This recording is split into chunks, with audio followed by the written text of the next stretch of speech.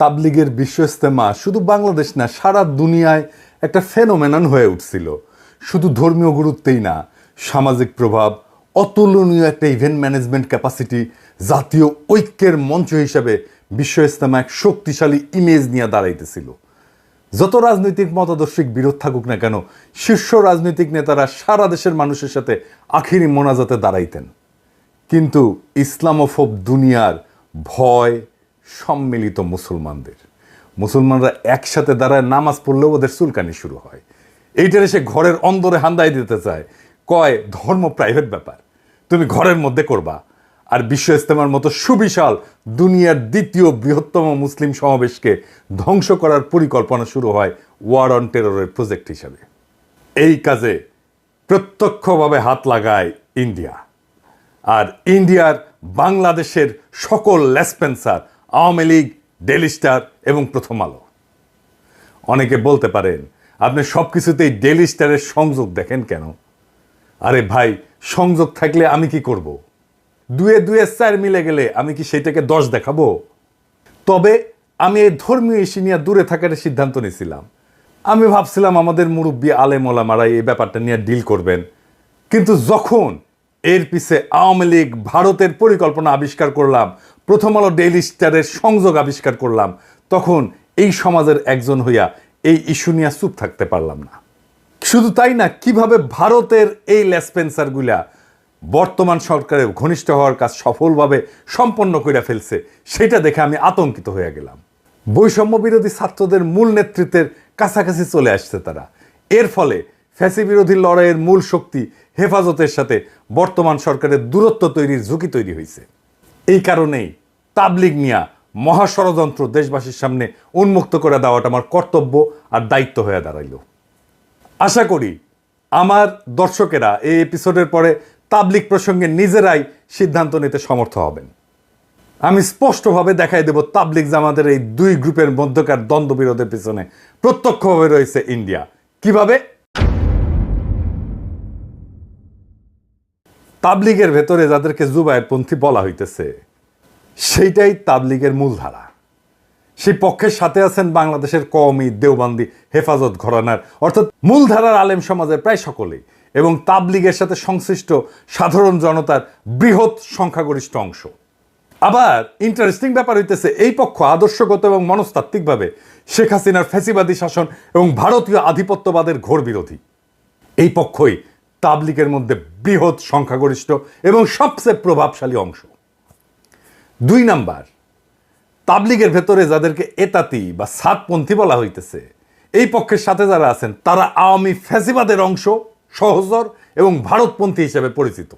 এই পক্ষের সাথে যারা আছেন তাদের বড় অংশই সেকুলার এডুকেশনে শিক্ষিত। মূলধারার সুপরিচিত আলেমদের কেউই এই পক্ষের সাথে নাই। এই পক্ষের নেতৃত্বে বা সামনের সারিতে যারা আসেন তাদের কয়েকজনকে আমরা দেখি। আলহাজ সৈয়দ ওয়াসিফুল ইসলাম, উনি কে? উনি ডেইলি স্টার পত্রিকার সম্পাদক মাহফুজা নামের স্ত্রী শাহিনা নামের ছোট ভাই। উনি হলো একজন মুক্তিযোদ্ধা। মানুষ হিসাবে খারাপ না, কিন্তু ওই যে মুক্তিযোদ্ধার ট্রেনিং আছে তো ইন্ডিয়ায়, তাই ইন্ডিয়াস ইন্টারেস্টের পাশে উনি দাঁড়াইছেন। ছবিতে দেখেন তাবলিগের এতাতি গ্রুপের মুরব্বী সৈয়দ ওয়াসিফুল ইসলাম সামনের সারির ডানি বসা, দেখা দেন এডিটর সাহেব। পেছনের সারিতে বসা সৈয়দ ওয়াসিফুল ইসলামের বোন, দিল্লি স্টারের সম্পাদক মাহফুজা নামের স্ত্রী, তার পেছনে দাঁড়ানো মাহফুজা নাম, এবং বাম পাশে এতাতি গ্রুপের অপর নেতা মুফতি ওসামা ইসলাম, পাগড়ি পরা, আর মৌলানা আবু রেজা নদভী, আওয়ামী লীগের এক ভোট ডাকাত এমপি। আর কে? সাতক্ষীরা জেলার আওয়ামী লীগের ভারপ্রাপ্ত সভাপতি কাজী এর্তেজা হাসান। আমরা তার পরিচয় আরো বিস্তারিতভাবে দেখব। আর কে? মুফতি ওসামা ইসলাম, সাতপন্থী অংশের অন্যতম মুরব্বী সৈয়দ ওয়াসিফুল ইসলামের ছেলে, মৌলানা মুয়াজ বিন রুর। এই এরা সকলেই আওয়ামী ফ্যাসিবাদের সমর্থক এবং খুনি হাসিনা সরকারের ঘনিষ্ঠ হিসেবে পরিচিত। বিগত 15 বছরের দুঃশাসনের আমলে রাষ্ট্রীয় ছত্রছায়ায় এরা বাইরে উঠছে। এই তাবলিগের এই বর্তমান সংকটে কারা ইন্ধন যোগাচ্ছে? ভারতের আগ্রাসী হিন্দুত্ববাদী শক্তি এই অঞ্চলে ইসলাম এবং মুসলমানদেরকে দাবায় রাখতে নানা কর্মকাণ্ড চালাইছে, আপনারা জানেন। এর অংশ হিসেবে তারা নীরবে এবং সুশৃঙ্খলভাবে ইসলামের প্রচার, প্রসার এবং দাওয়ার কাজ চালায় যাওয়া প্রভাবশালী সংগঠন তাবলিগ জামাতে বিভেদ, বিরোধ এবং বিবাদ ঘটায় একে দুর্বল করার একটা মিশন হাতে নেয়। ওয়ার অন টেররের পরিকল্পনার অংশ হিসেবে। ভারতের প্রেসক্রিপশনের পাশাপাশি আওয়ামী ফ্যাসিবাদী সরকারও এই ইসলামপন্থীদের মাঝে বিভেদ, বিবাদ, বিশৃঙ্খলা তৈরি কইরা নিজেদের ক্ষমতাকে হুমকি মুক্ত রাখতে বাংলাদেশের তাবলিগের সংকট সৃষ্টি করে, এই সংকটকে জিয়ায় রাখার কৌশল গ্রহণ করে। অথচ আপনারা যদি ইতিহাস দেখেন, দেখবেন তাবলিগ জামাতের কার্যক্রম প্রচলনের শুরু থেকে 2016 সালের আগ পর্যন্ত তাদের মাঝে কোনো মতাদর্শগত বিভেদ, কোনো বিবাদ, কোনো বিশৃঙ্খলা ছিল না। 2016 সালের পর থেকে এই বিভেদ শুরু হয় এবং এরপর থেকে ভারতের প্রেসক্রিপশন আর আওয়ামী লীগ তার নিজস্ব শক্তিকে এই বিভেদ তৈরিতে নিযুক্ত করে। আর বর্তমানে ফ্যাসিবাদের পতনের পরে তাবলিগের সংকট আরো গভীর হয়েছে। কেমনে? কারণ এইটা হইতেছে তাবলিগ লীগ। আসেন আমরা তাবলিগ লীগটা দেখি, কারা কারা এই তাবলিগ লীগ। আওয়ামী ফ্যাসিবাদী সরকারের পতনের পর বিচারক লীগ, আনসার লীগ, গার্মেন্টস লীগ, রিক্সা লীগ, ছাত্রলীগ, ইসকন লীগ এগুলোর মাধ্যমে বিপ্লব এবং জন অভ্যুত্থানকে নস্যাৎ করা এবং অন্তর্বর্তী সরকারকে ব্যর্থ করার দেশবিরোধী নানা চক্রান্তের মতোই ভারতের মদতপুষ্ট আওয়ামী ফ্যাসিবাদীরা তাবলিগের এতাতি গোষ্ঠীকে দিয়ে একটা বড় গোলযোগের চেষ্টা করতেছে। এই এতাতিকেও একটা অতি ক্ষুদ্র অংশ, অথচ এদের শক্তিকে ফুলায় ফাপায় বড় করে দেখানোর চেষ্টা করা হয়। মাহফুজা নামের ঘনিষ্ঠ আত্মীয়তা সূত্রে ডেইলি স্টার এবং প্রথম আলো এই সংকটের শুরু থেকেই এতাতিদের পক্ষে নিয়ে তাদের অনুকূলে প্রচুর নিউজ প্রচার করে এবং ইন্ধন যোগায় আসে। এডিটর সাহেব, তাবলিগের এতাতিদের পক্ষে প্রথম আলো লিখা সার্চ দেন তো গুগলে, কার নিউজ আসে দেখেন। আপনি গত কয়েকদিনে প্রথম আলো সংবাদ পরিবেশনের চিত্র দেখলে বুঝবেন এই সার্চ দেওয়ার পরে। আমি আর বিস্তারিত গেলাম না। মজার বিষয় হচ্ছে প্রথম আলো, ডেইলি স্টার, কালের কণ্ঠ, বাংলাদেশ প্রতিদিন, যুগান্তর, কালবেলা এই সমস্ত পত্রিকা আলেম ওলামা সহ ইসলামপন্থীদের সংবাদের প্রকাশ বরাবর এড়ায় গেলেও 2017 সালে তাবলিগের চলমান সংকটের শুরু থেকেই এতাতি গ্রুপের পক্ষ নিয়ে নানা ইন্টারেস্টিং নিউজ করে আসতেছে। এখন এই মুহূর্তে তাবলিগের এই দুই গ্রুপের বিভেদ কোন পর্যায়ে আছে, এইটা আমার দর্শকদের একটু জানা থাকা দরকার। আমি যতটুকু অনুসন্ধান করে পাইছি সেটার ভিত্তিতে আমি বলতেছি, আপনারা বাস্তবতার সাথে মিলায় দেখবেন। তাবলিগ জামাতের দুই পক্ষের সার্বিক পরিস্থিতি বর্তমানে যে জায়গায় ঠেকছে, এতে করে এই দুই পক্ষে ঐক্যবদ্ধ করা আর সম্ভবপর না। কারণ এক পক্ষে যারা নেতৃত্বে আছেন তারা হইতেছেন মূলধারার আলেম সমাজ এবং অন্য পক্ষের নেতৃত্বে যারা আছেন তারা হইলেন আওয়ামীপন্থী জেনারেল শিক্ষিত। এই আওয়ামীপন্থী অংশকে নিঃশর্ত সমর্থন যোগাচ্ছে প্রথম আলো, ডেইলি স্টার সহ ভারত বান্ধব মিডিয়া সমূহ। কারণ সাধারণ মুসল্লি এদের সাথে নাই বললেই চলে, এদেরকে জিয়ায় রাখছে প্রথম আলো, ডেইলি স্টার সহ ভারতপন্থী মিডিয়াগুলা। আসেন এবার এই এতাতি নেতা একজন সৈয়দ কাজী ইরতেজা হাসানকে দেখি। আসেন তার কিছু ছবি দেখি। দেখেছেন হাসিনার সাথে জননেত্রী শেখ হাসিনার ধর্মচিন্তা নামে বইও লিখছে, দেখেছেন? সাতক্ষীরার 2 আসনে আওয়ামী লীগের মনোনয়ন জমা দিতেছে। দেখেন এতাতিদের পৃষ্ঠপোষকতায় অনন্ত জলিলও আছে। অনন্ত জলিল মাঝে মাঝে দেখেন না ধর্ম নিয়ে চিক্কুর পারে, কেন? এই যে এই এতাতিদের সাথে আছে। অনন্ত জলিলের দেখে আবার অনেকে গইলা যায়, কারণ অনন্ত জলিল এই ইরতেজা হাসান আর মুফতি ওসামা ইসলামের বন্ধু।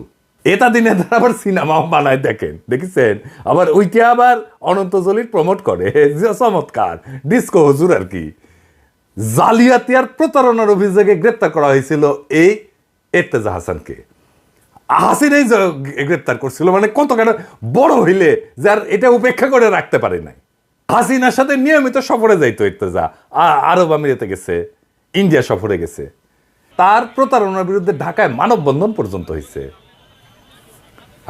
দেখেন দেখেন কি কয়, জাতির পিতার রক্ত দিয়া আরো বেশি ঋণী করে গেছেন ইরতেজা হাসান।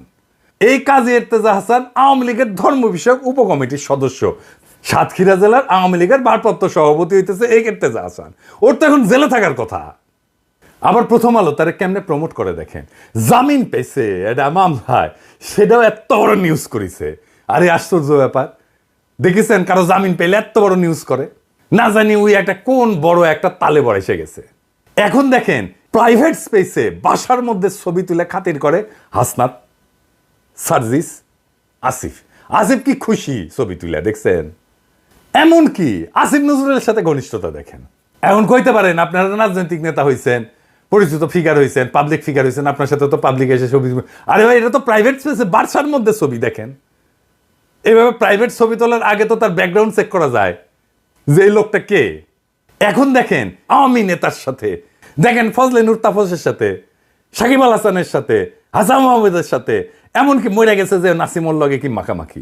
সুতরাং এই যে বিবাদে যদি দেশ বরণ্য গ্রহণযোগ্য আলেম এবং দায়িত্বশীল বর্গ আগায়ও আসে, এই দুই পক্ষকে ঐক্যবদ্ধ করার উদ্যোগ সফল হবে এটা কখনো আশা করা যায় না।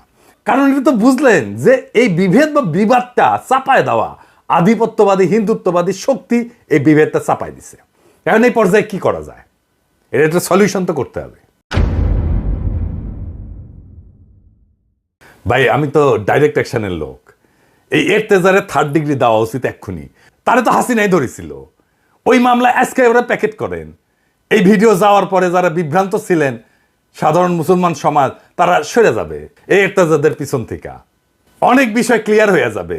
এখনই সময় ইন্ডিয়ান ষড়যন্ত্রকে প্যাকেট করে দেওয়া পুরাপুরি। কারণ আমাদের তো তাবলিগকে রক্ষা করতে হবে, আমাদের সেই আগের ঐতিহ্যকে ফিরে আনতে হবে। এর বাইরে যদি ডাইরেক্ট অ্যাকশনে না যান তারও পথ আছে। সরকার গ্রহণযোগ্য আলেমদেরকে নিয়ে একটা উদ্যোগ নিতে পারে, সেই ক্ষেত্রে জাতীয় স্তরে গ্রহণযোগ্য এবং তাবলিগের বাইরের আলেমদেরকে সম্পৃক্ত কইরা মতামত বা পরামর্শ চাওয়া যেতে পারে এবং তাদের মাধ্যমে পাওয়া প্রস্তাবনা দিয়া সমাধানের উদ্যোগ নেওয়া যেতে পারে। যেই মুরব্বীদের নিয়ে উদ্যোগ নেওয়া যাইতে পারে, আমি কয়েকটা নাম বলি, দেখেন এটা আরো কিছু যুক্ত করতেও পারেন, কিন্তু আমি কয়েকজনের নাম বলতেছি। 1 নাম্বার, এর ধর্ম উপদেষ্টা তো থাকবেনই এখানে, হ্যাঁ, যে ডক্টর আফামা মাওলানা খালেদ হোসেন উনি থাকবেন। 2 নাম্বার, জাতীয় মসজিদ বাইতুল মোকাররমের খতিব মুফতি আব্দুল মালিক উনিও থাকবেন। সর্বোচ্চ কওমি মাদ্রাসার যে শিক্ষা বোর্ড হায়াতুল উলউইয়ার চেয়ারম্যান এবং বেফাক বোর্ডের সভাপতি মুফতি মাহমুদুল হাসান উনিও থাকবেন। আর দেশের প্রাচীন বৃহৎ মাদ্রাসা হিসেবে সমাদৃত হাটহাজারী মাদ্রাসার পরিচালক এবং পটিয়া মাদ্রাসার পরিচালক ওনারা থাকবেন। ইসলামিক ফাউন্ডেশনের গভর্নর এবং বোর্ড অফ গভর্নর্সের সদস্যবৃন্দ থাকবেন। তবে এখানে আমি একটা জিনিস একটু বলে রাখি, কিছু মনে করেন না। আমি যে বিষয়টা বলে রাখতেছি এটা সতর্কতা হিসাবে, মানে আপনাদের সাথে মহব্বত নাই আমার এই বিষয়টা এরকম মনে করেন না। যেমন ধরেন যদি এটা সত্যিকার অর্থে সমাধান করতে চাই তাহলে জাতীয় স্তরে সুপরিচিত গ্রহণযোগ্য ইসলামিক ব্যাখ্যিত আলেম বাছাই করার সময় কয়েকটা বিষয় একটু খেয়াল রাখতে হবে, একটু মেহরবানি কইরা। যেমন ধরেন আহলে হাদিস মতবাদপন্থী, মাজারপন্থী বা জামাত ইসলামী ঘরানার কাউকে রাখাটা ফলপ্রসূ হবে না। এই জন্য না যে আমি ওনাদের মহব্বত করি না, সেই জন্য তা না, ওনাদের বাইরে রাখতে বলছি কারণ এই 3 মতাদর্শের লোকজন তাবলিগ জামাতের কার্যক্রমকে পছন্দ করেন না।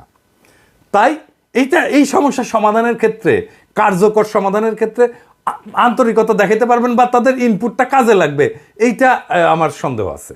তো ওনারা বাইরে থাকলেই ভালো আর কি, এটা যাদের অ্যাফেয়ার্স তারাই এটা ম্যানেজ করলেন। তো এই সংকটের সমাধান কিভাবে হইতে পারে সেটা মুরব্বীরা আলাপ করবেন। আমি এটা রাস্তা বাতলাই দিতে পারি যে এভাবে হইতে পারে আর কি। দেখেন, শুনে দেখেন, ভালো লাগলে নেবেন, না লাগলে ফেলা দেবেন, কোনো অসুবিধা নাই। আসেন সেটা কি হইতে পারে সেটা দেখি। যেহেতু আমরা আগে দেখছি যে 2 পক্ষকে একীভূত করা অসম্ভব, সুতরাং এর স্থায়ী সমাধান করতে হলে বিশেষভাবে কেন্দ্রীয় মার্কাজ মসজিদ এবং ইজতেমা মাঠ পৃথক করার উপরে 2টা পদক্ষেপ নিতে হবে। 1 নাম্বার, কাকরাইল মসজিদ যেটা বিপুল সংখ্যাগরিষ্ঠ ওলামায়ে কেরাম তার নেতৃত্বাধীন পক্ষকে কেন্দ্রীয় কার্যক্রম চালানোর জন্য সম্পূর্ণভাবে ছেড়ে দিতে হবে। রাজধানী ঢাকা পৃথক অন্য একটা মসজিদকে নির্বাচন কইরা সাতপন্থীদেরকে তাদেরকে কার্যক্রম পরিচালনার জন্য পৃথক করে দেওয়া যেতে পারে। 2 নাম্বার, টঙ্গীতে যে বাৎসরিক বিশ্ব ইজতেমা এর আয়োজনে পাশাপাশি বা লাগোয়া সময় ভাগাভাগি না কইরা ন্যূনতম 1 বা 1.5 মাসের বিরতি দিয়া উভয় গ্রুপের জন্য বরাদ্দ দেওয়া যেতে পারে। তবে সবচেয়ে ভালো হয় টঙ্গীর বিশ্ব ইজতেমা স্থল বিপুল সংখ্যাগরিষ্ঠ ওলামায়ে কেরাম এর নেতৃত্বাধীন পক্ষকে ছেড়ে দিয়া সাতপন্থীদের জন্য পৃথক ইজতেমা ময়দান নির্ধারণ করে দেওয়া। এইটা আলাপ আলোচনার মাধ্যমে এই 2টা সিদ্ধান্ত যদি নেওয়া যায়, আশা করা যায় তাবলিগ নিয়ে 2 গ্রুপের চলমান সংকট মোটা দাগে সমাধান হয়ে যাবে। তারপরে যত দিন যাবে আস্তে আস্তে আস্তে আস্তে এই বিষয়টা সেটেল করে যাবে। কারণ ইতিমধ্যে জেলা পর্যায়ে এই 2 গ্রুপের মার্কাজ মসজিদ কিন্তু পৃথক করা হয়ে গেছে এবং যে কারণে জেলা পর্যায়ে বিশৃঙ্খলা বা সহিংসতার তেমন কোনো খবর পাওয়া যায় না। এটা কিন্তু মোটামুটি জেলা পর্যায়ে সেটেল, কেন্দ্রীয় পর্যায়ে এসে সেটেল হয় না। তাই কেন্দ্রীয় পর্যায়ে এই পদক্ষেপগুলো নিলে এটা সেটেল হয়ে যাবে আমি আশা করি। রাজধানীতে 2টা জিনিস, কেন্দ্রীয় মার্কাজ মসজিদ এবং ইজতেমার মাঠ, এটা যদি পৃথক করা না যায় তাহলে তাবলিগের চলমান সমস্যার সমাধান আসবে না, হবে না, বরং এইটাকে পুঁজি কইরা বিভিন্ন সুযোগ সন্ধানীরা উভয় গ্রুপকে নানাভাবে প্ররোচিত কইরা সমস্যাকে জিয়ায় রাখবে বা আরো প্রকট করতে চাইতে পারে। তাবলিগের উপরে যে কালো ছায়া নামছে ভারতের পরিকল্পনায়, তা আমাদের দূর করতে হবে। আমাদের হারানো ঐক্যের ঐতিহ্য পুনরুদ্ধার করতে হবে, আর এটা করা খুবই সম্ভব। আপনারা জানেন সমস্যা কোথায়। সমস্যার উৎস যদি চিহ্নিত করা যায়, তাহলে সমাধান করলে অর্ধেক হইয়া যায়। আমার মনে হয় আমি সমস্যাকে চিহ্নিত করে সমাধানের পথ দেখাই দিতে পারছি। এখন বাকি কাজটা মুরব্বীরা যদি শুরু করেন, তাইলে দেশের একটা বড় সমস্যার সমাধান হইয়া যায়। এবং আমরা কলে আপনাদের দিকে তাকায় আছি, সারা দেশের মানুষ তাকায় আছে। সমস্যাটা মেহরবানি কইরা মুরব্বীরা আপনারা সমাধান কইরা ফেলে আমাদেরকে স্বস্তি দেন, দেশবাসীকে স্বস্তি দেন এবং ঐতিহ্যকে পুনরুদ্ধার করেন এবং ভারতের এই শয়তানি প্রকল্প রুখে দেন। দেশবাসী আপনাদের পাশে থাকবে। ইনকিলাব জিন্দাবাদ।